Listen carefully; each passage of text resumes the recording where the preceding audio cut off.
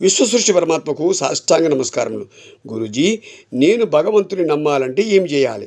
నువ్వు ఏమి చేయక్కర్లా, నువ్వు దేవుని మీద నమ్మకం ఉంచితే చాలు. చూడు నాయనా, చిన్నప్పుడు చిన్న పిల్లవాడుగా ఉన్నప్పుడు, శిశువుగా ఉన్నప్పుడు తల్లిదండ్రులు ఏం చేస్తారు?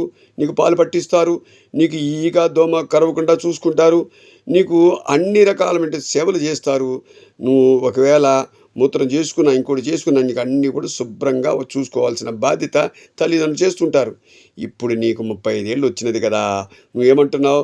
అహంకారం ప్రదర్శిస్తున్నావు. నాకు అన్నీ తెలుసు, ఏ ప్రపంచం నాకంటే గొప్పవాడు లేడు, కాబట్టి నాకు అన్నీ వచ్చేసినాయి, కాబట్టి నాకేం అక్కర్లేదు అంటున్నావు. మంచిదే, చాలా సంతోషం. కానీ ఒక్క విషయం గుర్తుపెట్టుకో, నీకు ఎప్పుడు ఏమి కావాలో నీకు ఇచ్చేది ఎవరు?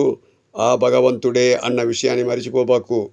నువ్వు ఎప్పుడైతే భగవంతుని మీద నువ్వు జ్ఞాపకం ఉంచి భగవంతుని మీద నమ్మకం ఉంచినట్టయితే తప్పకుండా నీకు భగవంతునికి అన్నీ ఏర్పాటు చేస్తాడు. నువ్వు లేదు నేనే గొప్పవాడిని, ఈ ప్రపంచంలో నాకంటే తెలివిగలవాడు ఎవడు లేడు అని నువ్వు ఎప్పుడైతే ప్రదర్శిస్తావో అప్పుడు నీకు బాధలు తప్పదు మిత్రమా.